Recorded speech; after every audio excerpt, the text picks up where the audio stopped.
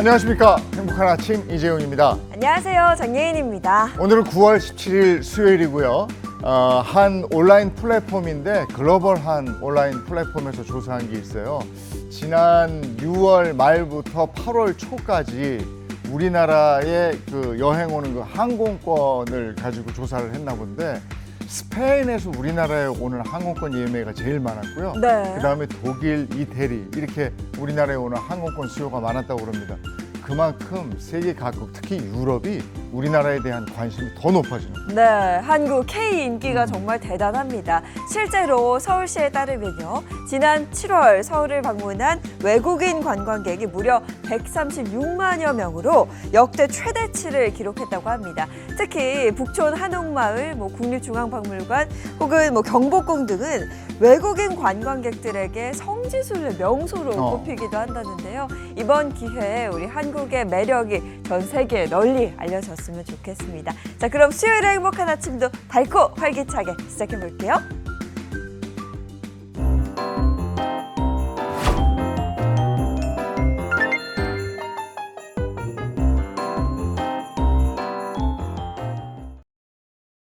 수요일 아침에는 어떤 소식이 들어와 있을까요? 모닝픽부터 시작하겠습니다. 김성환 평론가와 함께하죠. 어서 오세요. 네, 안녕하세요. 안녕하세요. 모닝픽 첫 번째 소식입니다. 어떤 게 있습니까? 네, 첫 번째 모닝픽 아무나 처방 가능입니다. 아무나 처방 가능? 이거 네. 보자마자 이러면 안 될 것 같다는 생각이 좀 네. 드는데요. 혹시 두 분 비만 치료제에 관심이 있으세요? 그래도 아직 비만까지는 아니니까. 정도는, 네. 네. 두 분 그렇게 생각하셨는데 굉장히 많은 사람들이 비만에 대해서 고민하고 또 관심도 네. 많이 갖는데요. 제 주변에도 비만 치료제를 주사제로 요즘에 많이 나오니까요. 맞고 난 다음에 살을 많이 뺐다 이런 말들을 하곤 하는데요. 근데 이렇게 억지로 살을 빼는 게 과연 우리 몸에 꼭 좋기만은 할까요? 그렇지 않을 수 있거든요. 여러 가지 부작용이 나타날 수가 있는데요. 그런데 굉장히 쉽게 비만 치료제를 처방받고 있다고 하는 겁니다. 비만 치료제는 이제 논란이 되고 있는 걸 말씀드리면요. 체질량 지수 30 이상의 고도 비만 환자나 27 이상이면서 당뇨, 고혈압 같은 질환이 있는 환자에게만 처방되는 전문 의약품입니다. 그런데 올해 상반기에만 무려 처방 건수가 39만 5천 건이나 됐다고 합니다. 하루 평균 1,500건 이상을 처방하고 있는 건데요. 이 가운데 27%가 비만 치료제 성지라고 불리는 수도권의 30개 병의원에 집중되고 있다고 합니다. 인터넷 커뮤니티를 중심으로 비만 치료제를 쉽게 저렴하게 처방받을 수 있다 이런 게 입소문이 나면서 이 병원들로 몰리고 있는 거라고 하는데요.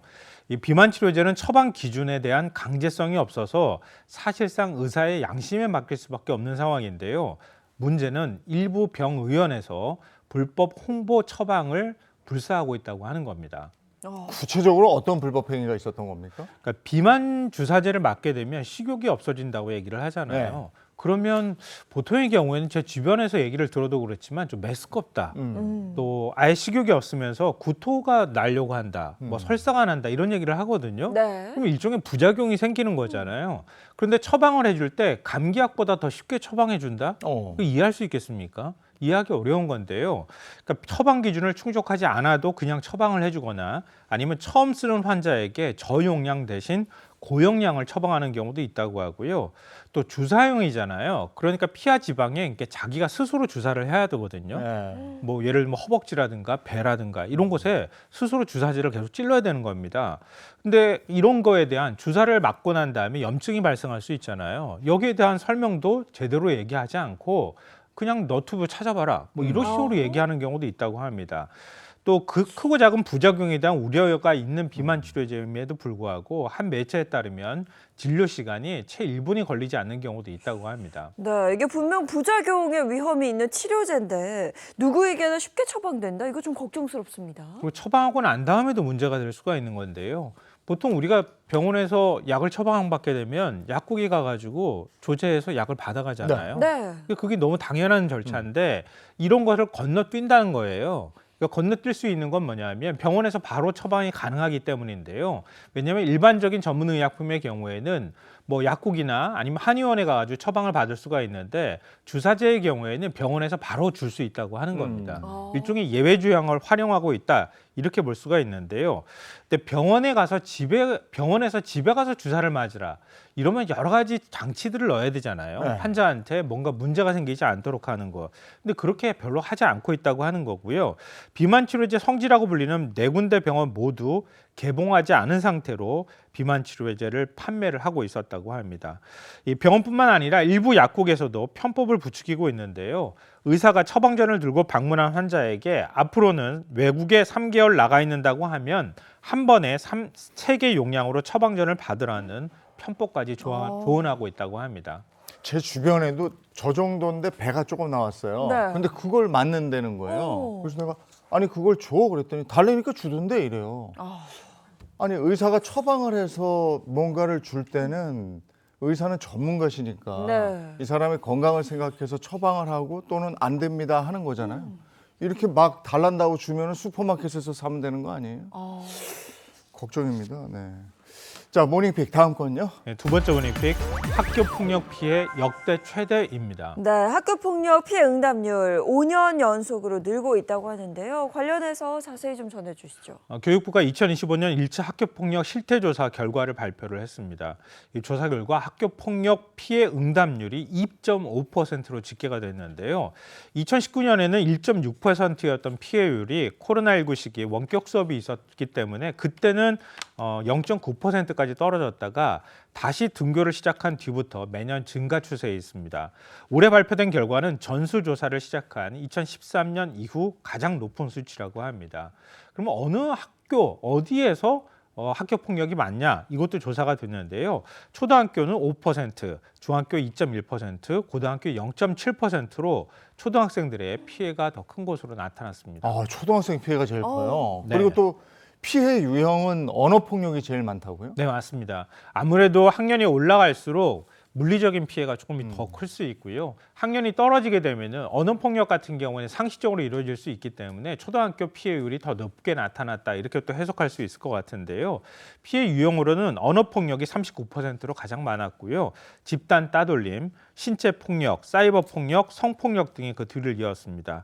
지난해하고 비교하면 언어 폭력과 신체 폭력은 감소했지만 집단 따돌림과 사이버 폭력은 늘어난 것으로 조사됐습니다.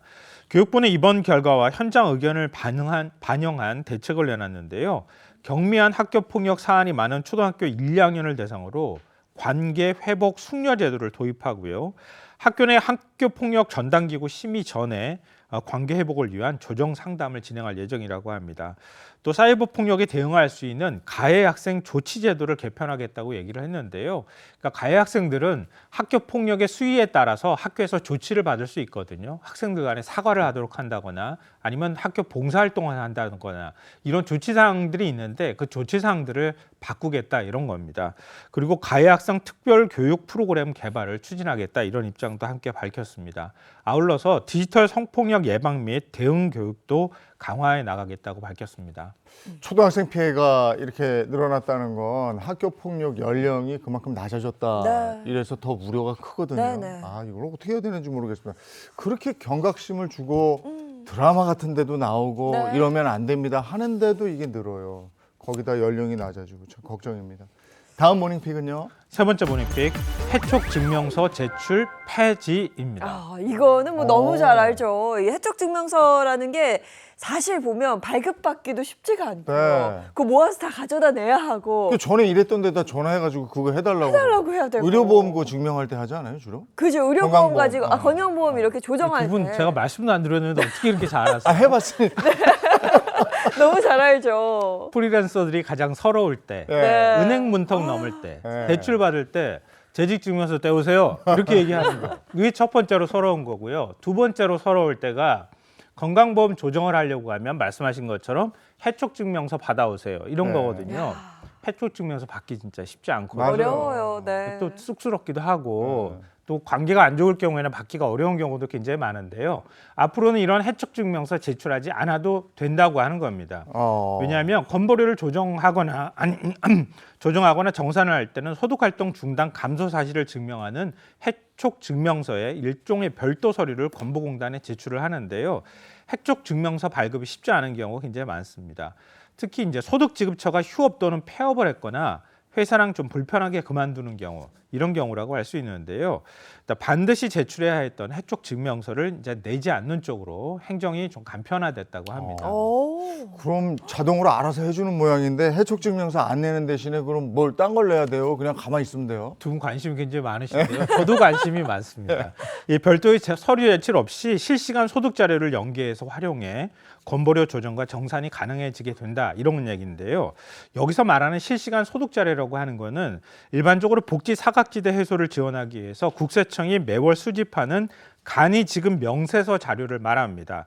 좀 쉽게 풀어서 말씀드리면 사업장은 매월 급여를 지급하면 다음 달에 국세청에 신고를 하도록 되어 있거든요. 이게 바로 간이지급 명세서와 관련이 되어 있는 겁니다. 그런데 만약에 그 회사에서 내가 그만뒀다, 그러면은 지급한 자료가 없을 거 아니겠어요? 네네. 그럼 그동안에는 건보공단 같은 데로 예를 들면 해촉증명서 떼오세요, 이렇게 해서 확인하고 난 다음에 예를 보험료를 조정해 주거나 했는데요. 국세청 자료하고 연계를 하기 때문에 건보공단에서 국세청에 그 자료 좀 봅시다, 좀 자료 좀 주세요, 그럼 알아서 해결이 된다고 하는 거예요. 그러니까 조정 신청만 하면은 이런 증명서 제출하지 않아도 된다, 이런 얘기입니다. 조정 신청은 해야 되는 거죠? 아, 그렇죠. 그건 해야 되는 거죠. 그것까지 알아서 자동으로 다 잘해주면 해주는 제일 건 좋은데. 알겠습니다. 불편이 해소된다니까 좋네요. 자, 다음 모닝픽은요? 네 번째 모닝픽, 최대 50% 할인입니다. 와, 최대 50% 할인. 뭐를 이렇게 할인해 준다는 거죠? 추석 연휴가 2주 앞으로 좀 네. 다가왔어요. 벌써부터 마음이 조급해지시는 분들이 굉장히 많을 것 같은데요. 물가가 지금 높은 시대에 살고 있기 때문에 추석 선물은 또 어떤 걸 해야 될까? 또 장은 어디서 봐야 될까? 고민이 굉장히 많으실 것 같습니다. 그러니까 정부가 이런 고민을 조금이나마 덜어주기 위해서 추석 맞이 할인 행사를 진행한다고 합니다. 역대 최대인 900억 원 규모로 할인 지원금을 풀기로 했는데요. 우선 농축산물은 9월 15일부터 10월 5일까지 온 오프라인 유통업체에서 최대 40% 할인 판매를 하고요. 수산물은 오늘부터 10월 12일까지 명태, 고등어, 김 등 주요 수산물 품목을 최대 50% 할인에 판매한다고 합니다. 할인 혜택은 온 오프라인 유통업체별로 매주 1인당 최대 2만 원까지 받을 수가 있는데요. 쉽게 설명드리면 A마트에 가서 2만 원 할인받고 곧장 B마트로 가서 또 물건을 사면 2만 원 더 할인 받을 수 있다고 하는 겁니다. 또 이번 주에 A마트에 가서 2만 원 할인받고 다음 주에 또 A마트에 가도 2만 원 할인받을 수 있답니다. 다만 정부 지원 할인 또 한도 2만 원을 채우기 위해서는 최소 10만 원가량은 돈을 써야 된다고 하거든요. 그러니까 지출 금액은 할인을 많이 받겠다고 해서 무조건 좋은 건 아니니까요. 좀 꼼꼼히 따져보시면 좋을 것 같습니다. 할인은 결제할 때 자동으로 되는 겁니까? 오프라인으로 결제할 때부터 말씀을 드리면은요, 마트에 회원 가입이 좀 돼 있어야 돼요. 회원 인증 후에 결제를 하면 할인이 적용이 되고요.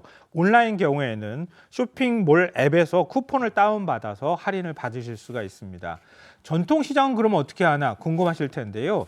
농축수산물을 구매한 뒤에 영수증을 제시하면 구매 금액의 최대 30%인 1인당 최대 2만 원을 온누리 상품권으로 현장에서 되돌려 받을 수가 있습니다.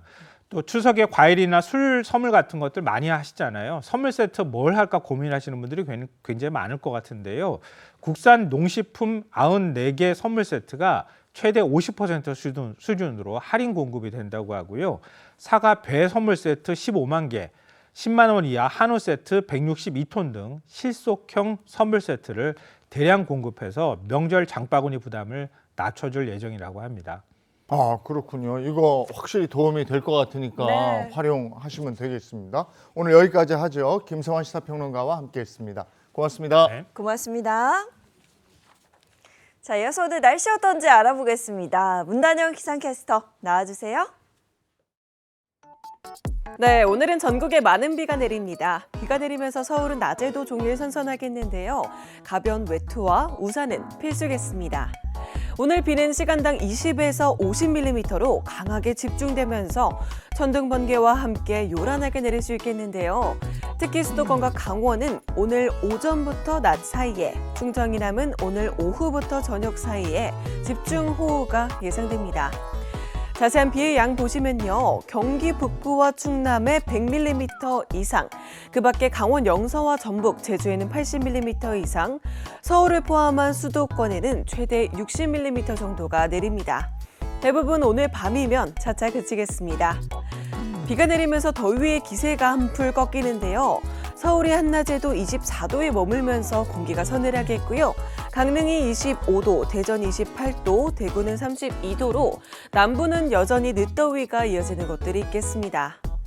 내일은 비가 그치면서 반짝 맑겠는데요. 오전까지는 영동과 제주에, 오후에는 영남에 비가 내리면서 동쪽을 중심으로는 비가 조금 이어지겠습니다.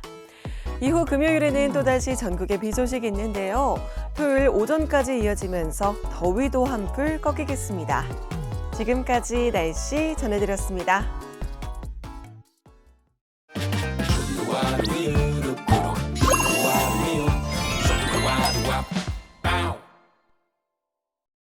네, 행복한 아침 함께하고 계신 지금 시각이 7시 46분을 넘어섰습니다. 이번에는 영화 소식 한번 들어가 볼까요? 박스 오피스 시간입니다. 네, 먼저 극장가를 뜨겁게 달구고 있는 영화 이 박스오피스 순위부터 살펴보겠습니다.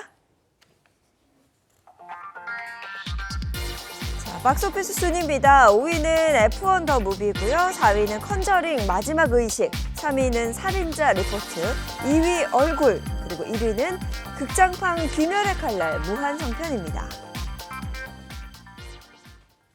자, 오늘도 이 영화에 숨겨진 여러 이야기들 쏙쏙 전해주실 두 분 모셨습니다. 어서 오세요. 안녕하세요. 다소 선선해진 바람 속에 무슨 영화를 볼까 고민하시는 분들을 위해서 지금 제가 준비되어 있습니다. 대중문화 전문기자 홍중선입니다.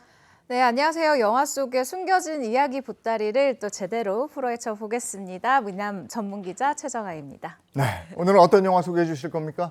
네, 무더위가 조금 가시고 이제 아침 저녁으로 좀 선선한 바람이 불고 있는데요. 이럴 때 드는 생각이 있죠. 저만 그런가요?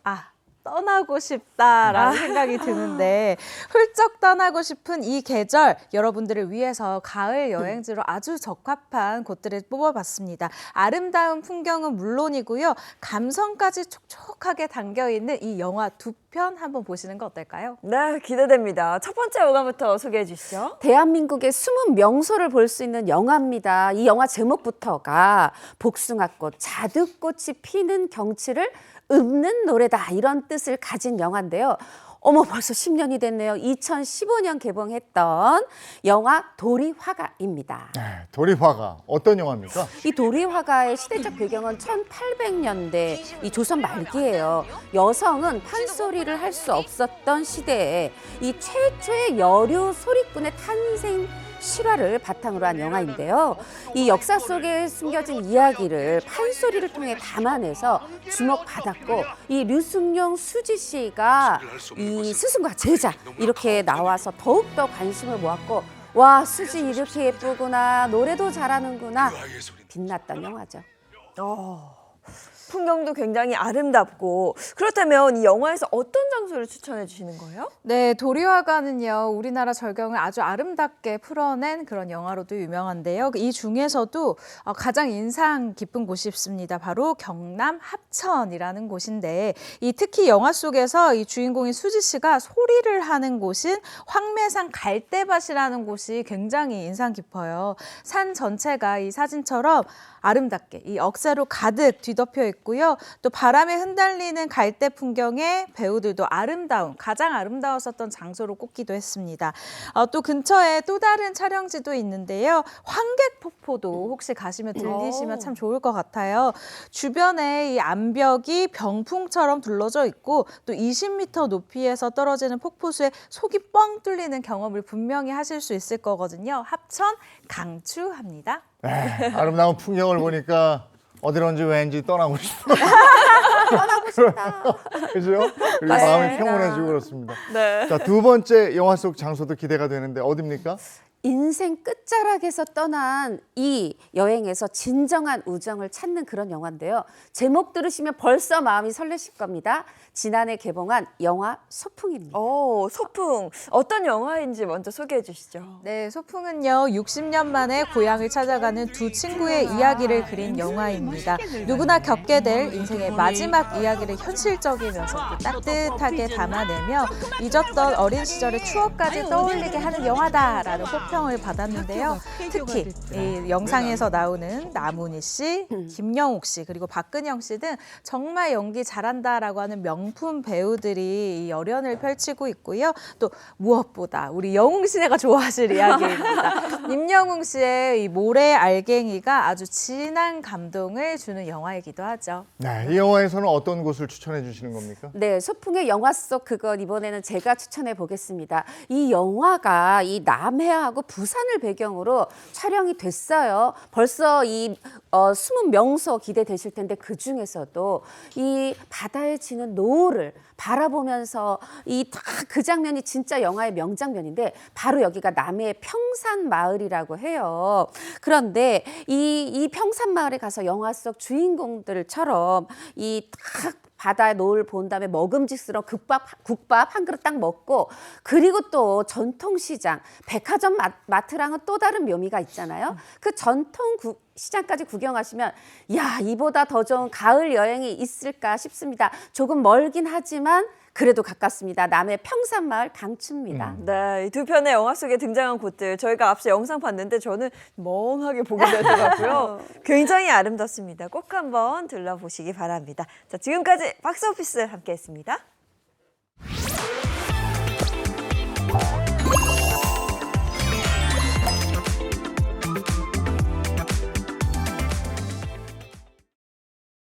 행복한 아침 함께하고 계신 지금 시각 7시 52분을 향해 가고 있고요. 이번에는 연예가 소식을 전해드리겠습니다. 연예계 이슈 시간입니다. 네, 이 시간 빠질 수 없는 분이죠. 은영 씨 어서 오세요. 네, 안녕하세요. AI보다 더 정확한 연예계 핫 이슈 탐지기 연예계 덕후 박은영입니다. 네, 연예계 이슈 화제를 모은 단신부터 가겠습니다. 업 앤 다운입니다. 네. 네, 9월의 셋째 주 업 앤 다운입니다. 이번 업 앤 다운은요. 업에는요.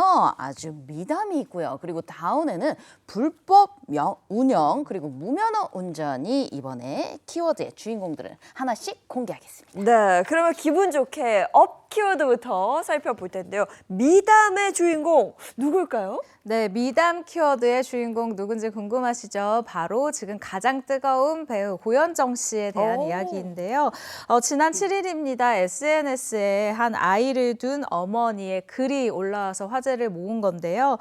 전남 신안군의 한 섬에서 드라마를 촬영하던 중에 파도를 보자마자 마구 달려가던 자신의 아이를 향해 잔잔했던 파도가 확 커지면서 이 아이를 덮치려던 순간 그럼 이 파도에 싹 빨려 들어가게 되잖아요. 근데 그 순간 고현정 씨가 저 멀리서 가장 번개같이 달려와서 이 아이를 싹 꺼내줬다라는 거예요.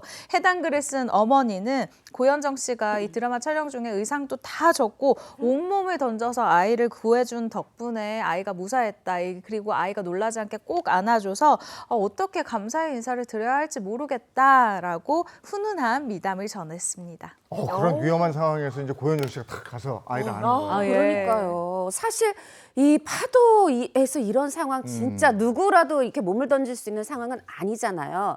그러면 이 고현정 씨와 이 아이의 사이는 왜 바닷가에 있었을까? 사실 지금 고현정 씨가 연쇄살인마로 연기 변신에 성공한 그 드라마 있죠. 네. 거기에 나오는 어린이 배우예요. 이 아이가. 이 촬영 중에 바닷가에서 고현정 씨랑 이렇게 재밌게 노는 그런 이제 장면을 촬영하고 있었는데 갑자기 파도가 덮치면서 위험천만한 상황이 됐던 건데 사실 이 엄마는요 옆에서 보고 있어도 내 아이라고 막 카메라 안으로 뛰어들기 힘들잖아요. 네. 그런데 이 고현정 씨가 도와준 거죠. 그런데 이때뿐이 아니고요. 평상시에도 고현정 씨가 이 아이랑 계속 놀아주고 예뻐해주고 이러는 영상을 공개하기도 했어요. 그래서 이 엄마에 따르면 아이가 한동안 고현정 엄마 아리 네, 이걸 알을 정도로 그렇게 잘해줬다 그래요. 그러면 우리가 이런 얘기 들으면 어떨까요? 아, 정말 대단하다. 따뜻한 미담이기도 하지만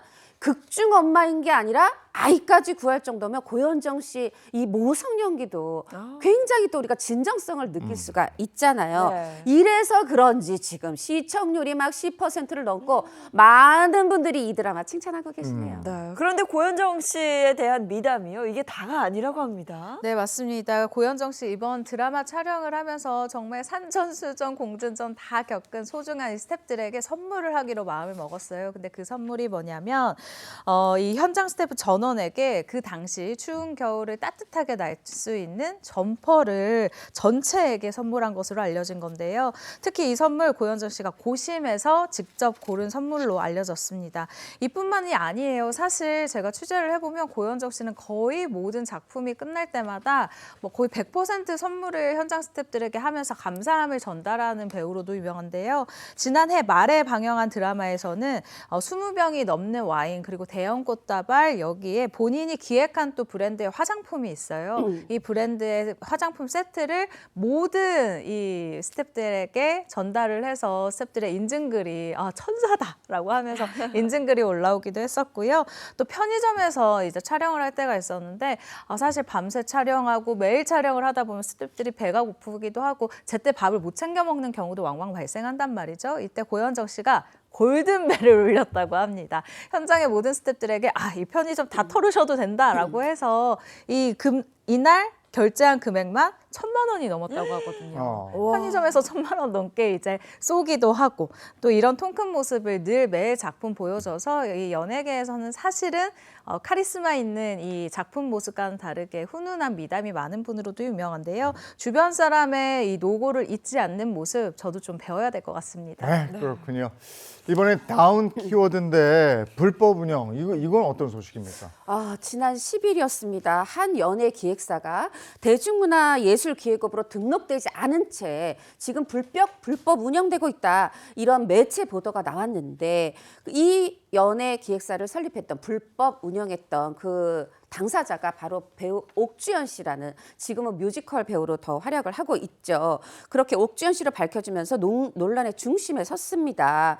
그럼 언제부터 그랬느냐? 2022년 4월, 그러니까 3년 한 5개월 넘게 1인 기획사를 설립한 뒤에 지금까지 이렇게 불법 운영을 했다 이런 의혹을 받고 있어요. 그리고 바로 어제였죠. 이렇게 1인 기획사 설립해서 똑같은 방식으로 불법 운영을 14년간 한 가수가 있다 이런 보도가 나왔는데 또 그 사람은 성시경 씨였죠. 아니 1인 기획 나 혼자 하는데 이거 불법이에요. 늘 말씀드리지만 이 나의 출연료든 이런 거를 개인으로 받아서 세금 내면 불법이 아닌데 기획사 법인으로 하는데 법인 등록이 돼 있지 않다. 연예기획사 등록이 돼 있지 않다. 이게 불법인 겁니다. 네, 대중문화예술기획업으로 등록하지 않은 연예기획사에는 어떤 불이익이 있는 거죠? 네, 일단 우리나라는요, 이 대중문화예술산업 발전법상 이 법인과 1인초가 개인 사업자로 활동을 하고 있는 연예인은 반드시 대중문화예술 기획업으로 등록을 해서 활동을 해야 하는데요. 이를 어기고 등록하지 않고 활동을 하게 되면은 이 행위 자체만으로도 2년 이하의 징역 또는 2천만 원 이하의 이 벌금형에 처해질 수가 있습니다. 또한 이 미등록 상태임이 적발될 시에는요, 영업 정지 처분 여기에 형사처벌까지 받을 수 있는 것으로 알려져서 대중이 이거 진짜 큰일인데 왜 이렇게 운영을 했을까라고 또 의혹을 제기하고 있는 상황이기도 합니다.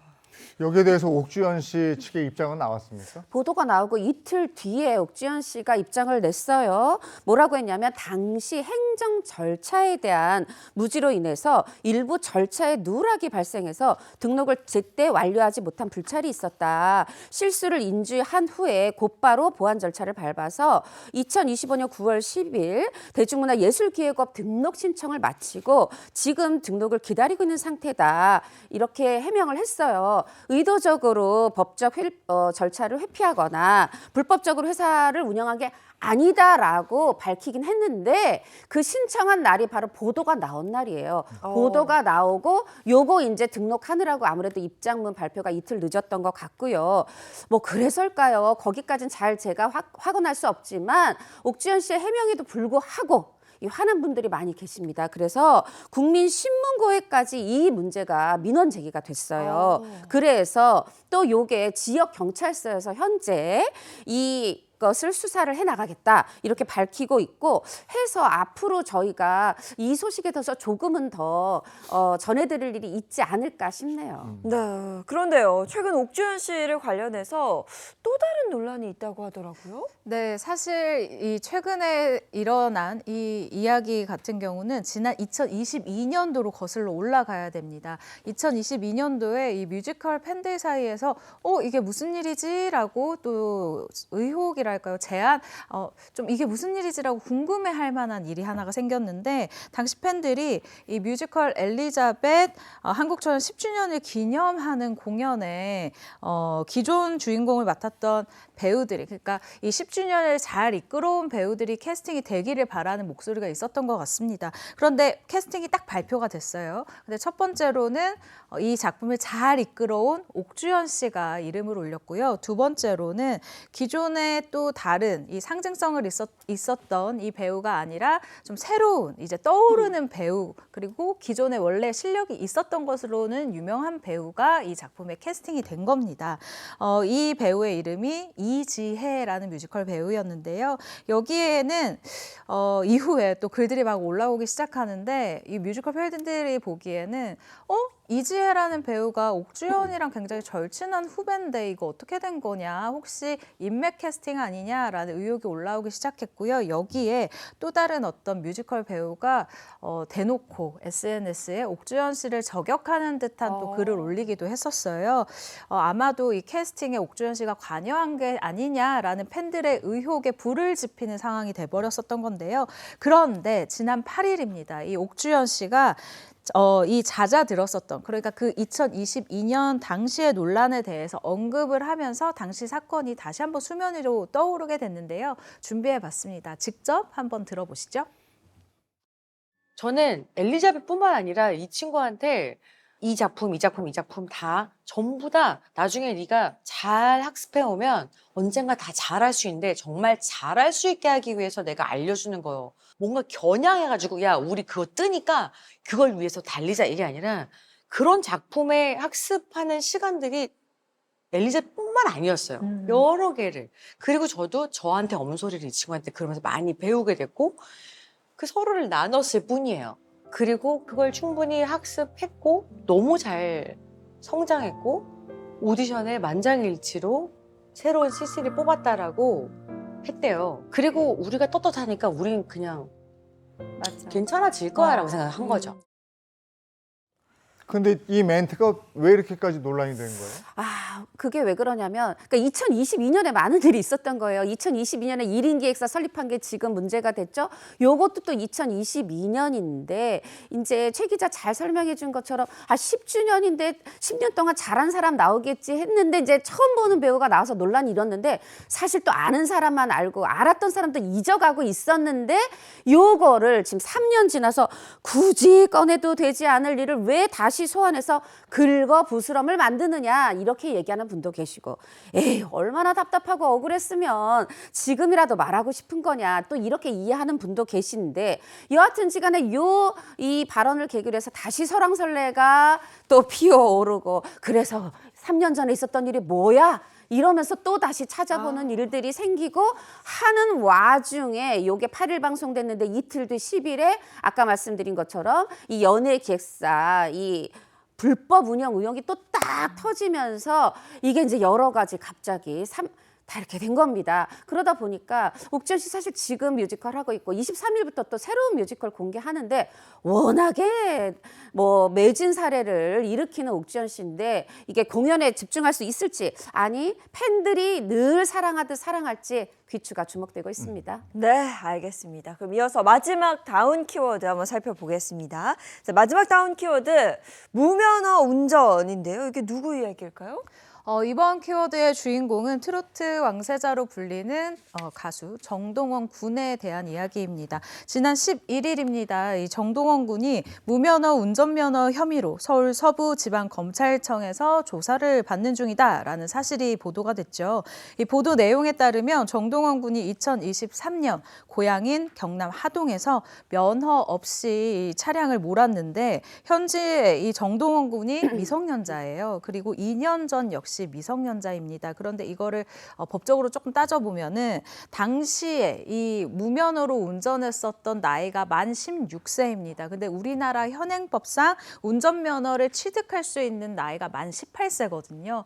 그렇기 때문에 이 무면허 운전에 대한 관심이 굉장히 커진 상황입니다. 네. 근데 2년 전 무면허 운전 사건이란 말이에요. 이게 이제 지금서야 알려지게 된 이유가 있다면서요? 그렇습니다. 이 무면허 운전건 정동원 군이 스스로 자진 신고했다 이렇게 보시면 될 것 같아요. 무슨 소리냐면 이 소속사가 이제 입장문을 냈고 여기에도 명확하게 써 있고 그 내용을 보면 이 지난해 정동원 씨의 지인이 이 집에서 정동원 씨 집에서 휴대전화를 가져간 거예요. 그리고 사진첩을 열어봤더니 이거 지금 뭐 무면허 운전을 하는 말하자면 이때가 이제 생일까지 따지면 만 15세거든요. 아니 15살 때 무면허 운전하는 영상이 있네. 요거를 보고 돈 2억 원 이상 내놔. 이거 공갈 협박이죠. 네. 이런 공갈 협박을 했는데 정동원 씨 군과 정동원의 소속사는 이에 응하지 않고 차라리 이걸 신고하면 무면허 운전이 드러나겠지만 신고하자 이렇게 결단을 내리고 신고를 했다는 겁니다. 네. 이 협박한 지인은 어떻게 됐나요? 네, 일단 협박한 이는 사실 지인뿐만 아니라 그 지인을 포함한 총 3명으로 알려져 있는데요. 일단 구속이 되어 있는 상태입니다. 그러면서 재판을 받고 있는 상황으로 알려져 있고요. 전문가에 따르면 여러 명이 이 휴대전화를 절취한 후에 사생활이 담긴 사진첩에 불법적으로 접근을 하고 여기에 심지어 거액을 요구한 점에서 죄질이 좋지 않은 사안으로 판단하고 있습니다. 여기에 피해자가 심지어 미성년자인 네. 거잖아요. 그렇기 때문에 실형이 선고될 가능성까지 굉장히 무겁게 점쳐지고 있습니다. 뭐 공갈범에 대한 처벌 이건 뭐 너무나 당연한 네. 거고. 정동원 군은 무면허 운전을 했으니까 이것도 이제 문제가 되긴 되겠는데요. 그렇죠. 무면허 운전이니까 명확하게 도로교통법 위반이 있죠. 이게 이제 첫 보도는 16세라고 났는데 이게 이제 2023년 1월이다 보니까 정동원 씨 생일이 3월이에요. 그래서 이제 만 15세 때다 이렇게 했고 15세든 16세든 여하튼 최 기자 설명처럼 18살 돼야 딸 수 있으니까 운전면허 취득 자체가 불가능한 시기였죠. 이거에 대해서 소속사는 이게 집 근처 그냥 경남 하동인 것뿐 아니라 집 근처 산길이다. 말하자면 도로가 이렇게 다니는 도로길은 아니었다. 그리고 10분 정도 운전 연습했다. 이렇게 밝히고 있는데 그렇더라도 불법은 불법인 걸 소속사도 알고 있더라고요. 그렇게 해서 이 정동원 군의 무면허 운전 검찰로 송치돼서 수사 중입니다. 네. 그런데 정동원 군 운전과 관련된 구설수가 또 하나 더 있지 않나요? 네, 이것도 사실 얼마 되진 않았어요. 정동원 씨 2023년 3월입니다. 이륜차 통행 금지 도로인 서울 동부 간선도로에서 오토바이를 몰고 가다가 도로교통법 위반으로 적발이 된 사안이 있는데요. 당시 정동원 씨는 이륜차 면허를 취득한 지 이틀밖에 되지 않아서 이 조작 미숙으로 오진입했다라고 입장을 밝히기도 했습니다. 당시 미성년자인데다가 초범인 점을 감안해서 기소 유예 처분을 받았는데요. 하지만 이번에 또 무면허 운전 사건까지 알려지게 됐잖아요. 2번이나 운전으로 무리를 빚은 점에서 더욱 논란이 일고 있습니다. 그리고 비슷한 나이에 데뷔를 한 아이돌과도 사실은 비교가 되고 있는 게 사실이에요. 같은 이 뭐 10대이지만 그럼 아이돌은 왜 운전과 관련한 이런 사고가 없었냐? 소속사에 굉장히 그 관리가 있기 때문이다라고 이야기를 하는데 네, 네. 정동원 군 같은 경우는 또 아이돌과는 다른 이 시스템에서 활동을 하잖아요. 그렇기 때문에 소속사에서 이 아티스트 보호 혹은 컨트롤이 잘 되지 않는 것이 아니냐라는 지적까지 번져가고 있는 상황이거든요. 정동원 군은 사실 이번 사안에 대해서 대중의 이 질책이나 이 뜨거운 좀 따가운 시선을 좀 겸허히 받아들이는 이런 상황이 필요한 것인 것 같습니다. 네, 알겠습니다. 자, 이번에는 특별한 소식을 준비해 놨다고요. 네, 그렇습니다. 이번에는요, 대를 이어서 가업을 잇는 일, 이거는 스타들도 예외는 아니라고 합니다. 그 스타 부모님의 대를 이어서 그 가업을 이어 예비 스타를 준비하고 있는 그런 스타들의 자녀들의 이야기를 한번 모아봤는데요. 사진으로 먼저 함께 보시죠. 첫 번째 스타의 자녀, 누구일까요? 자, 사진으로 확인을 하시면요. 이야, KTX를 타고 지나가도 우아해요. 어머 세상에, 그렇게 봐도 너무나도 우아한 이분 누굴까요? 바로 배우 이영애 씨와요. 엄마를 닮아서 너무나도 고운 딸 정승빈 양입니다. 아니 이영애 씨한테 저렇게 다 큰 딸이 있어요? 역시 남의 집 아이들은 진짜 빨리 크죠. 정말 옛말 틀린 게 하나도 없는데 이영애 씨가 2009년에 재미교포 사업가와 결혼을 하고 40세 나이에 무려 쌍둥이, 남녀 쌍둥이를 낳았을 때 우리가 축하해 준 게 엊그제 같은데 벌써 14년이 흘렀어요. 그때가 2011년이었더라고요. 그 사이에 이영애 씨의 이 두 아이들 어느새 중학생이 됐고 특히나 이 이영애 씨의 끼를 물려받은 요 딸 승빈 양이 예중 2학년으로 성악을 전공하고 있습니다. 예중에 들어. 근데 엄마는 소리 지르는 걸 내가 본 적이 없는데. 누구야? 이렇게 하잖아. 근데 성악은 해야 돼. 기가 어디서 나왔어? 일단 이영애 씨 예전부터 SNS 화보 예능 프로그램을 통해서 아들, 딸과 이 출연을 하며 둘의 성향이 굉장히 다르다라는 이야기를 한 적이 있는데요. 일단 아들 승건 군 같은 경우에는 이과적인 머리가 발달했나 봐요. 과학을 굉장히 좋아한다라고 얘기를 하고요. 승빈 양 같은 경우는 연기 그리고 음악에 관심이 아주 많다라고 합니다. 지난해 이영애 씨가 SNS를 통해서 딸 승빈 양이 빈소년 합창단 이 음악원에 한국 어린이 합창 단원으로 참가해서 유럽에서 열린 이 우크라이나 평화 콘서트에 오른 모습을 공개하기도 했는데요. 게다가 BTS 그다음에 투모로우 바이 투게더, 보이넥스트 도어까지 이 아이들을 좋아하는 승빈 양을 위해서 이영애 씨가 직접 공연장까지 함께하는 모습이 또 화제가 되기도 했습니다. 아, 그리고 딸이 대단해요. 아니 우리가 누가 이영애 씨 외모를 기억하겠어요? 그런데 이영애 씨가 외출하려고 할 때 승빈 양이 그런답니다. 그러고 나가려고? 그리고 딸이 특히 엄마 외모 신경 쓸 때 언젠가요? 학교에 올 때 엄마 연예인처럼 하고 와. 어머 되게 엄마가 연예인 배우예요. 이영애 씨 딸이 무서워서 미용실까지 들렀다가 학교에 간다고 하네요. 네. 엄마 그냥 가도 될 것 같은데. 그러니까요. 그냥 연예인 그 자체인데. 그렇다면 딸이 엄마 뒤를 이어서 뭔가 연예인이 되고 싶다 이런 꿈도 있는 거예요? 네, 그런 것 같아요. 이렇게 흥이 많은 승빈 양의 꿈이 바로 아이돌이라고 하거든요. 이영애 씨가 최근에 내 딸이 이 아이돌이 되고 싶어서 계속 기획사 오디션을 보고 있다라고 솔직하게 고백을 하기도 했는데요. 하지 말라고 막으면 나중에 엄마 때문에 내가 그때 아이돌 못했잖아 라고 이 원망을 할까 봐 그냥 지금은 내버려 두고 있다라고 찐 엄마의 이 모습을 보여주기도 했습니다. 한편으로는 이 엄마가 얼마나 고생하고 노력을 해서 이 최고의 자리까지 왔는지 그 이면을 보지 못했기 때문에 연예인이라는 직업의 장점만 보고 좀 쉽게 보는 게 쉽게 생각하고 있는 게 아닐까라는 걱정을 하고 있다고 했는데요. 딸에 대한 이 걱정 어린 마음까지 이영애 씨도 이런 고민을 하는구나라는 생각이 드는 뉴스였습니다. 네, 자 이렇게 스타의 가업을 잇겠다는 스타들이 생각보다 많더라고요. 네. 또 다른 자녀가 있다고요? 네, 맞습니다. 이번에는요, 많은 분들의 기억 속에 있는 스타의 자녀들인데요. 누군지 먼저 화면으로 한번 만나보시실까요? 자, 이 사진을 보면요.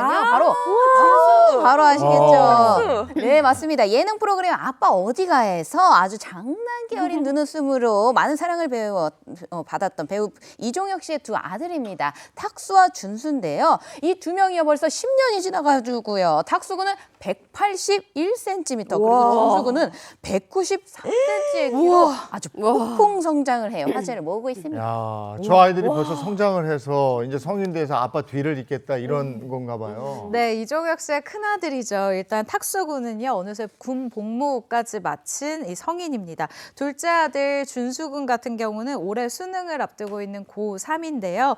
두 형제 모두 아버지의 뒤를 이어서 배우가 되고 싶다라는 꿈을 명확히 했습니다.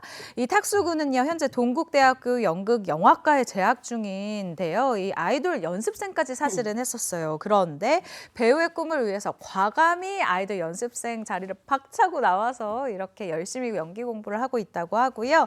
또 준수 역시 예고에서 연기를 전공하고 있습니다. 아무래도 아빠이자 연기 선배인 이 이종혁 씨의 모습을 보고 좀 여러 가지로 꿈을 키운 것 같은데요. 정작 아빠는 걱정이 많다고 합니다. 영상 준비했는데요. 어떤 걱정일까요? 함께 보시죠. 나는 둘 다 지금 배우 한다고 하고 있으니까. 아, 준비는 원래 적극적으로 찬성하셨나요? 아니, 나는 그냥 성공할지 안 할지는 이제 본인은 달렸으나 일단은 빨리 알아서 하는 건 좋잖아. 그럼요. 대신 안 되는 난 몰라. 아빠도 도와주는 건 한계가 있어. 일단 해봐. 근데 지금 재밌게 하고 있는 것 같아. 왜 갑자기 왜 배우를 한다고 얘기는 해요? 좀 만만하게 생각하나 봐, 배우가. 만만한 줄 아나 봐. 근데 형도 그렇고 나도 그렇고 다 이쪽 길 나오고 TV도 나오고 보니까 일단 접하기 편하잖아. 그러니까 그래서 그런 것 같아. 무대에서 이렇게 막 연기하고 이런 거 하고 나면 연습하고 이러는 게 되게 재밌어하고. 막 아빠한테 그 뭐 연기 이런 거 막 물어보고는. 큰 애는 안 물어봤어. 약간 쑥스럽고 막 아빠가 해봐 그러면 빨리 이러는데 선생님 앞에서 연기하는데 빨리 했는데 둘째는 야 뭐 해봐 그러면 지가 막 와서 아빠 나 이거 어떻게 해야 되는지 알려줘 막 그러고 막 그래. 좀 틀려 성향이. 근데 봐줘요? 잘 못해. 못하고. 형 눈에 그렇겠지. 아 그렇지. 근데 못하는데 난 솔직히 즐기라고는 해. 즐기라고는 하는데. 정말 귀여운 아이들이었는데 네. 어느새 이렇게 컸고 제가 뭐 다른 영상에서 봤는데 둘이 이제 약속을 한다 그래요. 절대 네. 사고 치지 말자. 아. 준비된 배우가 아닐까 싶습니다. 근데 아무래도 아빠와 자녀들이 다 같은 길이잖아요. 그 뭔가 부담이 있을 것 같아요. 아빠 배우고 이종혁이라는 부담감. 그렇죠, 맞습니다. 특히 큰아들 탁수군이요. 조금 아빠가 배우 이종혁이어서 받은 고충이 있다고 그래요. 뭐냐 하면 내가 오디션에 내 실력으로 합격을 했는데 합격하고 나서 이종혁의 아들이라는 걸 눈치 차리면 알아차리면 눈빛이 달라진다는 거예요. 그래서 상처받은 경험이 있다고 하고 그런데 우리 둘째 준수는 달라요. 이종혁 씨가 나보다 못할 거면 연기하지 마 그랬더니 왜 내가 더 잘할 것 같은데 자신감을 내비쳤다고 해요. 자신감이 반입니다. 네. 잘 될 것 같습니다. 자, 마지막 예비 스타, 기대를 모으는 스타들의 자녀 누가 있습니까? 네, 이번에는요, 모녀인데도 불구하고 모녀가 아닌 자매의 케미를 그렇게 뽐내는 스타와 딸입니다. 먼저 이분들 누구신지 사진으로 한번 보시면요. 야, 세상에 엄마와 딸이라고 누가 믿겠나요? 와. 60세가 넘는 나이에도요, 모델 뺨치는 완벽한 미모와 스타일을 자랑하시는 분이죠. 황신혜 씨, 그리고 그 옆에는요, 모델이자 배우인 황신혜 씨의 딸 이진희 씨입니다. 이진희 씨 근데 표정 봐요. 엄마의 끼를 그대로 그러니까. 물려받아서 뭔가 사진에서도 그 포스가 네. 남다른 것 같은데 그냥 다 타고난 거겠죠? 엄마 닮아서. 맞습니다. 이 황신혜 씨 일단 SNS를 오기 전에 싹싹싹싹 보고 왔는데요. 20대 못지 않게 아주 뛰어난 패션 감각을 자랑하고 있습니다. 그런데 이 딸 이진희 씨 역시 이 엄마의 패션 감각을 고스란히 물려박은 그런 모습인데요. 딸 이진희 씨는 어렸을 때부터 옷을 예쁘게 차려입고 노래에 맞춰서 워킹을 하는 이런 정말 엄마를 닮아서 끼 많은 모습을 보여줬다고 해요. 그래서 무려 14살에 당시 뭐 지금도 레전드지만 유명 디자이너 지춘희 씨의 패션쇼 뮤즈로 발탁이 돼서 일찍이 이 모델의 길을 들어섰습니다. 이후 패션위크 등에서 모델 경력을 쌓은 이진희 씨는요. 2016년부터 약간 진로를 바꿨어요. 모델에서 배우로 조금 더 활동 영역을 넓힌 건데요. 어머니 황신혜 씨의 뒤를 잇는 배우로서 인정받기 위해 열심히 작품 활동 중입니다. 네, 황신혜 씨의 딸 이진희 씨가 이렇게 끼를 발산할 수 있는 이유, 황신혜 씨의 조언이 있었다고 그래요. 엄마 황신혜가 뭐라고 얘기했는지 직접 함께 들어보시죠. 요즘에 딸이 찐이가 이렇게 지내는 거 보면서 실컷 누려라. 응. 실컷 할 수 있는 거 하고 응? 그 나이 때 나는 못했으니까. 그러니까 나는 20대로 엄마는 20대로 돌아가고 싶은 마음이 거의 없어. 그래서 딸한테 찐이한테 많은 얘기를 해주는데 너한테 이렇게 얘기해 주듯이 누군가가 나한테 언니 이런 얘기를 나한테 조금이라도 해줬으면 조금은 달랐을 것 같다는 나한테 그런 얘기 해준 사람이 별로 없었어.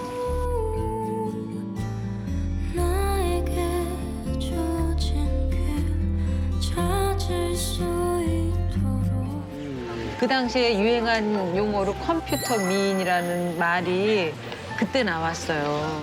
초등학교 때 학교에 갔더니 선생님이 엄마가 컴퓨터 미인이라서 찐이는 아니 선생님이 우리 엄마가 컴퓨터를 좋아하는 걸 어떻게 알지? 그랬대 진짜.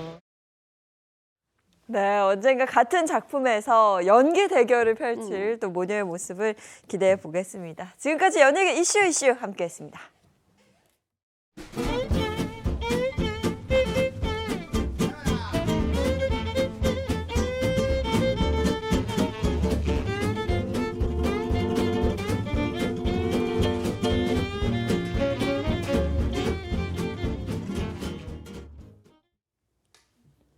네, 지금부터는 스타의 인생을 찬찬히 짚어보는 시간입니다. 토크로 풀어보는 스타들의 인생 극장 시간입니다. 네, 오늘의 주인공은요. 노래만 만들었다 하면은 바로 히트곡이고 그리고 무대만 섰다 하면 파격 그 자체를 보여주는 분이죠. 일명 K-팝 장관급이 된 영원한 딴따라입니다. JYP 박진영 씨 준비해봤습니다. 야, 저도 이 뉴스 접하고요. 정말 깜짝 놀랐습니다. 박진영 씨가 K-팝 장관급 자리에 임명이 됐다 이런 소식이죠. 맞습니다. 장관급입니다. 최근 정부에서 이 순서 들어보세요. 음악, 드라마, 영화 게임. 이제 음악, 드라마가 앞으로 온 시대가 됐어요. 옛날에 영화가 제일 앞이었는데 이런 대중문화의 지속적 확산을 위해서 대중문화 교류 이 비전과 전략을 수립하고 또 사업을 조중하는 대중문화교류위원회를 만들었는데 신설한다고 했는데 여기에 공동위원장으로 딱 박진영 씨가 내정이 되면서 화제를 모았고 게다가 대통령이 지난 11일에 100일 취임 기자회견하면서 어머 여기서 특별 언급까지 했습니다. 뭐라고 얘기를 했느냐. 대한민국이 가진 여러 장점 중 하나가 문화 역량이다. 이 문화 역량을 산업으로 발전시켜서 국민들이 먹고 살 길을 만드는 것이 중요한데 박진영은 그중에서도 아주 뛰어난 기획가다. 이야 이렇게 기대감을 표했습니다. 박진영 씨 반응 또 궁금해요. 네, 박진영 씨는 개인 SNS를 통해서 소감을 밝혔는데요. 정부 일을 맡는다는 게 이 엔터테인먼트 업계 종사자로서는 부담되고 걱정스러운 일이다라면서도요. K-팝이 특별한 기회를 맞이했고 이 기회를 꼭 잘 살려야 한다라는 생각에 결심을 하게 됐다라고 소감을 밝힙니다. 특히 박진영 씨 2009년 이 원더걸스가 미국에 진출했던 이 사진을 함께 게재하면서 지금 이 순간도 자신의 꿈은 똑같다. K-팝이 전 세계에서 사랑받는 것이라고 전했습니다. 네, 박진영 씨는 언제부터 음악을 이렇게 좋아한 거죠? 박진영 씨 어머니가 한 얘기가 있어요. 어렸을 때 걸음마 할 때부터랍니다. 뭐냐면 어렸을 때 집에 클래식, 팝송 이런 거 틀어놓고 어머님이 가사 일을 하셨나 봐요. 밥하려고 쌀 씻고 있는데 요 기저귀 찼을 박진영 씨가 삐뚤삐뚤 나와가지고 그 노래에 맞춰서 춤을 추더라는 겁니다. 될성부른 나무였네요. 야, 어린 시절부터 이렇게 리듬감이 뛰어났던 박진영 씨의 모습을 너무 궁금해하시죠? 제가 한번 준비를 해봤는데요. 7살 때 박진영 씨의 사진을 한번 준비를 해봤습니다. 짜자자자, 자 바로 이런 모습인데요. 어릴 때 이 장난기 어린 모습이 지금과 별반 다르지가 않죠. 네, 그대로예요. 너무 신기하다. 여기서 제가 또 퀴즈를 하나 내보도록 하겠습니다. 때문이에요. 아니 다행히 그래서 팔다리가 길어져서 얼굴이 좀 이제 좀 비율이 맞춰졌네요. 너무 귀여워요. 제가 또 똑같아. 퀴즈를 하나 내보도록 하겠습니다. 바로 이 박진영 씨가 유치원에서 땡땡을 하게 됐는데 과연 이게 무엇일까요? 유치원에 댄스를 하게 된 거예요. 노래나 댄스 아닐까요? 그럴 수도 있죠. 공연? 공연. 정답은 바로 제적입니다. 네. 아니 도대체 이 아이 어머님이 누구니? 바로 유치원 생활에 적응을 못 해가지고 그 천하의 박진영 씨가 글쎄 금쪽이가 되었던 거죠. 그래서 근데 이 어머님이요 또 범상치 않으신 게 이러면은 좀 너 가만히 있어 이렇게 할 법도 한데 글쎄 제적을 당한 후에도요 그냥 너 놀고 싶은 대로 그냥 개울가 들 가가지고 마음껏 놀렴 이렇게 뛰어놀게 했다고 합니다. 그러면 지금 어렸을 때부터 굉장히 자유로운 영혼이었다는 건데 근데 또 공부도 잘했던 것 같아요. 명문대 나왔다고 처음에 데뷔했을 때 그걸로 또 한번 유명해지지 않았었어요? 네, 맞습니다. 반전이다 이렇게 하면서 이 명문대 이 학력까지 화제가 됐는데 사실 박진영 씨 IQ가요 153입니다. 150. 저희 어머니 키가 158이거든요. 엄청 높은 IQ입니다. 영재인 거죠. 그리고 지금은 안 되지만 당시만 해도 스타의 모교에 찾아가서 스타의 이 성적표를 공개하는 이 프로그램이 있었어요. 그런데 당시 이 성적을 수미양가 이렇게 표시를 해놨었는데 박진영 씨 같은 경우는요 한 학년에서 2과목을 제외하고 전부가 올수였던 거예요. 올수라는 표현보다 어쨌든 2과목 빼고 전부 수였었던 거죠. 그래서 정말 어렸을 때부터 공부를 잘했구나라고 생각을 했는데 고3 입시 제가 이 썰을 들었습니다. 100일을 수능 그러니까 시험을 100일을 앞두고 하루 3시간만 자고 이 공부를 했고요. 그것도 모자라서 막판에는 머리도 깎고 나는 이제 전부 공부에 올인한다라는 생각으로 눈썹까지 밀어버리고 죽기 살기로 100일 동안 공부를 해서 결국 연세대 지질학과에 입학을 했다라는 겁니다. 아니 벌써 다르잖아요. 머리 깎고 눈썹을 밀고 악착 같은 면이 있었다는 거거든요. 근데 박진영 씨가 이렇게 공부를 열심히 하면서 언제 이제 음악에 관심을 갖게 됐을까요? 박진영 씨가 밝힙니다. 제가 춤에 빠져들게 된 행운의 시기가 있었다. 그 행운이 언제냐? 박진영 씨 초등학교 1학년 때 아버님이 미국 뉴욕지사로 발령이 난 거예요. 그래서 가족들이 가서 거기서 2년 반을 살게 됐는데 이때 박진영 씨가 춤에 빠져들게 한 팝스타가 그 시대 그때 살아 있었습니다. 바로 마이클 잭슨. 뉴욕 비싸서 그랬을까요? 아마 그 문교 건너 브루클린에 살았던 것 같아요. 박진영 씨가 동네 흑인 친구들하고 몰려다니면서 이 흑인 음악에 빠져서 마이클 잭슨 음악에 빠져서 춤을 추러 다녔대요. 이때 온갖 이 파동과 이런 걸 다 배웠을 것 같아요. 네, 그래서인지 박진영 씨 학창 시절 내내 이 춤사랑이 이어지게 되는데 고등학생 때 학생회장 선거에 나갔습니다. 그러면서 각 교실을 돌면서 막 춤을 추며 다니면서 나를 뽑아주면 정말 내가 크게 한턱을 쏘겠다라고 공약을 걸었던 거예요. 근데 정말로 당선이 됐습니다. 그리고 이 약속, 크게 한턱 쏘겠다라는 약속 어떻게 쏘냐? 이 친구들을 클럽에 데리고 갑니다. 고3이라고 했잖아요. 친구를 다 클럽에 데리고 가서 놀게 해가지고 학교가 발칵 뒤집어졌다고 하거든요. 게다가 이 춤을 너무 좋아한 나머지 부모님과 이 상상을 할 수 없는 은밀한 거래를 하게 돼요. 학교 수업 마치고 저 2시간만 딱 클럽에서 춤추게 해주세요. 라고 얘기를 한 거예요. 그래서 저는 너무 대단하다고 생각하는 게 이 박진영 씨 부모님이 공부 열심히 할 수 있지? 그럼 오케이를 외쳐서 이 클럽에 이 직접 데려다 주고 2시간 동안 박진영 씨가 열심히 춤을 추면은 이 아버지가 차를 타고 데리러 가서 독서실에 데려다 줬다고 합니다. 대신 약속한 건 술, 담배는 절대 안 된다라는 약속이었다고 해요. 야, 그러니까 이게 재주가 있었던 거예요. 우리는 맨정신에 이게 안 되거든. 근데 이게 맨정신에 2시간을 춤을 추고 집에 가서 공부했다는 거잖아요. 그렇죠. 그리고 공부를 또 하고. 야, 근데 그렇게 해가지고 나와서 어떻게 데뷔까지 하게 된 거예요? 저 맨정신뿐 아니라 술을 먹어도 댄스가 안 되는 제가 말씀드리면 많은 분들이요 박진영 씨의 데뷔곡을 날 떠나지 마로 생각하는데 맞아요. 사실은 이 노래 나오기 2년 전에 데뷔를 했었어요. 뭐냐면 이 워낙 거의 옛날에 뭐라 그러냐면 나쁜 얘기가 아니라 약간 오랑우탄 고릴라처럼 생겼는데 춤을 너무 잘 춰서 눈에 확 띄는 거죠. 김수철 씨, 작은 거인 김수철 씨 눈에 띄어서 박진영과 신세대라는 밴드로 딱 데뷔를 했던 거예요. 박진영과 신세대 그런 밴드 있었어? 모르시겠죠. 왜 그러냐? 대실패 아무 반응이 없었기 때문인데 이때 박진영 씨가 여기서 굴하지 않고 또 이 스타 작곡가 김영석 씨 사무실에 들어가서 작곡을 배우게 되는데 박진영 씨 2년 반의 법칙인가요? 뉴욕에서 2년 반 춤추고 여기서 2년 반 또 작곡 공부를 차근히 배웁니다. 그리고 탄생시킨 노래 날 떠나지 마. 본인의 그래요. 데뷔곡이 됐죠. 네, 그러면 날 떠나지 마라는 이 명곡을 만들고 그리고 나서 데뷔를 한 건가요?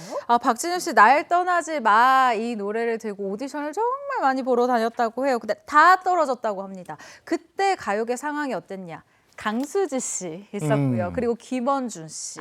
이렇게 비주얼이 아주 그 꽃미남 꽃미녀들이 활동을 열심히 하던 시기였었거든요. 그래서 박진영 씨가 좀 낯설었었던 거예요. 기획사 입장에서는. 심지어 이수만 씨 정말 사람 보는 눈이 있는 걸로 유명하지 않습니까? 근데 이수만 씨가 박진영 씨 떨어뜨렸어요. 오디션을 보러 왔는데 똑 떨어뜨리고요. 대신 이 나가려는 박진영 씨에 딱 불러 세워서 곡이 너무 좋은데 곡만 나는 거야라고 얘기를 할 정도예요. 그때도 들으면 곡이 너무 좋았었던 거예요. 결국 박진영 씨 바로 이 노래 1994년 날 떠나지 마로 솔로 가수로 데뷔를 하게 됩니다. 근데 이 앨범 출시 당시에는 별 반응이 없었습니다. 근데 이 노래가요. 신인이었던 이 배우 정우성 씨가 나오는 광고에 삽입이 되면서 정우성 씨가 부른 노래다라고 대중이 착각을 하게 되는 거예요. 그러면서 어머 잘생겼는데 노래도 너무 좋아 라고 이제 인식을 하게 됐는데 이 광고의 인기로 음악방송에서도 이 노래 부른 사람 누구냐 모시자라고 해서 박진영 씨가 그 무대에 서게 됩니다. 근데 아까 말씀드렸죠. 모두가 이 노래를 정우성 씨가 불렀다라고 생각했는데 날 떠나지 마 불렀는데 박진영 씨가 나와서 막 이렇게 춤을 추고 하니까 정말 현장이 뒤집어졌다. 반전이네, 반전. 네, 방송을 본 아이들이 소리를 지르며 눈물을 흘렸다. 라는 이 전설이 흘러나오기도 했는데 사실 이런 오픈 이 일화까지 박진영 씨가 유쾌하게 이야기를 할 정도로 꽤 옛날 이야기 에피소드가 된 거죠. 박진영 씨는 또 파격적인 의상이 또 돋보이잖아요. 그렇죠. 너무 많죠. 네, 얼마나 파격적인 의상을 입었었는지 여러분들의 기억을 굳이 상기시켜드리려 제가 또 사진 하나 또 준비를 해봤는데요. 자, 여기 사진을 보시면요. 다들 기억하시죠? 박진영 씨를 상징하는 바로 그 비닐 바지인데요. 이거는 그때 당시가 아니고요. 그 이후에 박진영 씨가 데뷔 당시를 재현해서 찍은 사진인데요. 이때 박진영 씨가 자신의 SNS에다 이렇게 글을 써놨습니다. 그래도 이번엔 안에 사각 입어서 다행이다. 하트. 왜냐면요. 그 시절에는요. 이 비닐 바지 속에다가 삼각 팬티를 입어가지고 아주 도끼룩이라는 이름까지 또 선보였거든요. 차마 거기까지는 안 건드리셨더라고요. 네. 근데 뭐 지금도 그렇지만 당시 박진영 씨는 늘 화제의 중심에 있었던 것 같아요. 비닐 바지의 충격 아직도 기억하고요. 또 그 뒤에도 힙합풍으로 약간 펑퍼짐한 옷 유행할 때 박진영 씨는 쫙 달라붙는 옷, 그것도 특히 위에 배꼽이 보이는 크롭, 요즘에 크롭이 익숙하지만 크롭 상의를 입고 막 바지까지 그냥 딱 다 드러나는 이런 옷을 입었는데 여러분들 그 노래 많이 기억하실 거예요. 노래 엘리베이터. 알죠. 옷도 옷이지만 춤이 예. 너무 야해. 너무 야해. 정말 그때 당시로 파격이어서 청소년 유해성 논란까지 일으키면서 박진영 요번에 뭐 했어? 파격의 아이콘이었습니다. 이렇게 파격적인 무대를 보여준 의도가 있었을까요? 약간 반항심이 있었던 것 같아요. 이 박진영 씨가 활동한 90년대 초반에 우리가 돌아보면 여성 가수 같은 경우는 배꼽이 보이면 안 됩니다. 그렇기 때문에 이런 크롭티는 당연히 못 입었었고요. 짧은 치마도 금지가 됐었습니다. 염색머리 같은 경우에는 남자든 여자든 모두가 이 두건이나 모자로 꼭 가리고 이 무대에 올랐어야 했는데요. 박진영 씨 같은 경우도 한 방송사 국장이 이 비닐 바지를 이 좀 파격적인 쫄티를 입은 걸 보고 아니 너는 공부도 잘하는 애가 학교도 좋은 데 다니는 애가 왜 이렇게 딴따라처럼 굴어? 라고 얘기를 했다는 겁니다. 그런데 이때 반항심이 올라온 거예요. 그래서 박진영 씨가 이 집 앨범 제목을 딴따라 이렇게 정말 보란 듯이 지어버리고 이 가수들의 사회 인식 개선에 앞장을 서는 모습을 보여줍니다. 박진영 씨에게 영원한 딴따라라는 수식어를 붙여준 계기가 된 앨범이기도 한데요. 이후 박진영 씨 그녀는 예뻤다, 허니에 이르기까지 히트곡을 계속 내면서 싱어송라이터로서의 이 성공 가도를 달리게 됩니다. 네. 아. 그런데 박진영 씨가 가수로만 성공한 건 아닙니다. 요즘 뭐 난리잖아요. 네. K-팝, 뭐 K 아이돌 대단한 인기인데 박진영 씨를 말할 때 정말 빼놓을 수 없는 키워드가 성공한 프로듀서 JYP. 맞습니다. 얘기해야죠. 맞습니다. 딱 1996년에 돌연 기획사를 딱 설립해요. 박진영 씨의 시그니처가 된 JYP. 근데 그래도 말하면 안 되니까 그 J땡땡 엔터테인먼트를 설립하고 여기서 뭐 2PM, 트와이스 키워냈죠. 뿐만이 아니에요. 또 여기서 그 국민그룹이라고 불렸던 우리 G.O.D도 나왔죠. 가수 박지윤 씨가 이렇게 변신할 수 있나 성인식 부르기에서 인기 가수로 발돋움하게 했죠. 거기다가 2002년에는 월드스타 B까지 딱 탄생시키면서 정말 그야말로 굴지의 대형 기획사로 딱 자리하게 됐죠. 그러니까 프로듀싱하고 작사 작곡으로 제2의 인생기를 맞게 되는 건데 그리고 여기서 정말 히트곡 하나 나오지 않아요? 아, 이 제목만 들어도 온몸이 들썩들썩 하시는 분들 많으실 것 같습니다. 노래만 나오면 텔미, 텔미, 테트레테, 아, 대단했어요 이거. 이좀 제가 너무 몸치라 이 춤은 아닌 것 같은데 일단 2007년도에 발표한 원더걸스의 텔미라는 노래입니다. 박진영 씨 이 노래 작사, 작곡, 역의 프로듀싱까지 도맡아서 이 완벽한 이 노래의 아버지다. 이 노래를 완벽하게 만들어냈다라는 평가를 받았는데 여기에 심지어 전 국민이 따라할 수 있는 춤까지 아이디어를 냈다라고 하거든요. 당시 춤이 완성하기 전에 박진영 씨가 만들어 놓은 그러니까 즉석으로 만들어 놓은 댄스 영상도 있거든요. 준비했습니다. 함께 보시죠. 아, 이걸 보낸 거예요. 그렇죠? 네. 그 안무를 구성을 해서 이렇게 이렇게 하자라고. 와. 야, 저 감각이 대단한 거예요. 근데 대단하죠. 찌르기 춤, 텔미 춤이 유행하면서 그야말로 제 기억에도 그냥 열풍이었어요. 열풍이었어. 맞습니다. 네. 그 당시에 뭐 텔미는요, 뭐 이 중독성 있는 후렴구로 뭐 후크송의 인기를 힘입어서 노래방 1위는 물론이고요. 그리고 전 국민이 이 춤을 따라하면서요, 뭐 유치원 텔미, 고3 텔미, 군인 텔미, 이전에 그 너튜브 이전에 UCC라고 불린 영상 콘텐츠가 그냥 쏟아져 나왔습니다. 거의 뭐 사회적인 신드롬까지 불러 일으켰는데요. 심지어 TV에 텔미가 나오면 군대에서는 그냥 얼차려 하다가도 잠시 멈추고 그리고 식당 아주머니도 일하다가도 잠시 멈추고 이 춤을 췄다라는 말이 생겨날 정도였다고 합니다. 그 이후에도요 박진영 씨가 작곡한 노래 상당히 많아요. 작사 작곡한 노래 중에 춤이 좀 있는데요. I'm so hot, 난 너무 매력 있어 이 노래랑요. 그리고 아실 거예요. Nobody but you. 이거도요? 완전 히트. 예, 이걸로 아주 그냥 원더걸스 저희 마음속의 국민 여동생으로 자리 잡게 만들어졌죠. 나까지 아는 노래는 진짜 히트한 거야. 그런 곡이 많아. 맞아요.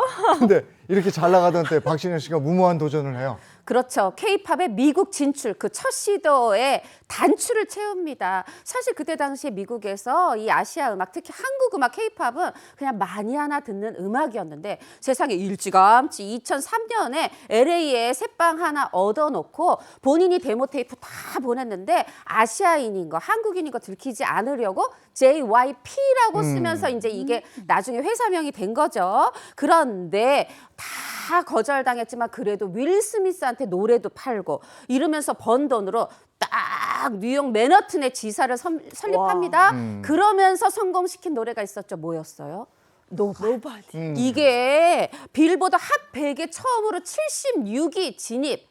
물론 그 뒤에 미국 진출 잘 안 됐잖아, 유야무야 됐잖아 이렇게 말하실 분도 계시지만 아닙니다. 그 뒤에 BTS, 지금 블랙핑크 이렇게 다 잘 된 거 그 처음에 박진영 씨가 있었다. 그래서 이번에 장관급 자리에 오르게 된 거겠죠. 네. 아니 뭐 지금까지 쭉 얘기를 들어봐도 대단해요. 네, 가수로서. 근데 30년이 지난 지금도 그렇게 돈도 많이 벌고 프로듀싱으로 성공하고 번듯한 회사도 있는데 현역으로 계속 뛰잖아요. 그렇죠. 현역으로 뜁니다. 그것도 대단합니다. 그리고 이제 소속 가수 누가 부르는데 바쁘다 그러고 자기가 가고 이런다면서요. 네, 맞습니다. 무대에 서고 싶은 열정이 아직도 대단해서 그 네. 위원회 위원장도 맡고 이러는 거 아닌가 싶어요. 네. 아이고 재밌네요. 고맙습니다. 인생극장이었어요. 감사합니다. 네, 이어서는 날씨 알아보겠습니다. 문나는 기상캐스터 나와주세요. 네, 새벽까지만 해도 소강 상태를 보였던 비는 다시 시작됐습니다. 앞으로 많은 양의 비가 예상돼 우산은 꼭 챙겨주셔야겠는데요. 현재 서울의 기온은 23.7도로 선선함이 맴돌고 있는데 한낮에도 24도에 그치면서 종일 선선하겠습니다. 얇은 외투 하나 챙겨주시는 게 좋겠습니다. 오늘 비는 시간당 20에서 50mm로 강하게 집중되면서 천둥 번개와 함께 요란하게 내릴 수 있겠는데요. 특히 수도권과 강원을 중심으로는 오전부터 낮 사이에, 충청 이남을 중심으로는 오후에 집중호우가 예상됩니다. 자세한 비의 양은 경기 남부와 충남에 100mm 이상, 강원 영서와 전북, 제주에는 80mm 이상, 서울을 포함한 수도권에도 최대 60mm 정도가 예상됩니다. 전국 대부분 많은 양의 비가 예상이 되는 가운데 오늘 밤이면 대부분 그치겠습니다. 비가 내리면서 더위의 기세도 한풀 꺾이는데요. 서울의 한낮 기온이 24도에 그치면서 종일 서늘하겠고요. 강릉이 25도, 대전 28도, 대구 32도를 보이면서 남부지방을 중심으로는 늦더위가 이어지는 곳도 많겠습니다. 내일은 비가 그치면서 반짝 맑겠는데요. 오전까지는 영동과 제주에, 오후까지는 영남에 비가 내립니다. 동쪽을 중심으로는 비가 조금씩 이어지겠습니다. 이후 금요일에는 또다시 전국에 비 소식이 있는데요. 토요일 오전까지 이어지면서 더위도 한풀 꺾이겠습니다. 지금까지 날씨 전해드렸습니다. 어제 낮에 소나기 엄청 오는데 그때 하필이면 밖에 있어가지고 우산으로는 했는데 일로 다 좋더라고요. 저는 운전하고 있었는데 앞이 안 보일 정도로 비가 내리더라고요. 오늘도 전국적으로 비가 내리니까요. 외출하실 때 우산 챙기시고 교통안전 주의하셔야겠습니다. 좋은 하루 보내시고요. 저희는 내일 아침 7시 30분에 찾아뵙도록 하겠습니다. 네. 행복한 아침, 행복한 하루 되십시오. 고맙습니다. 고맙습니다. 즐거운 하루의 세상 Save next Channel A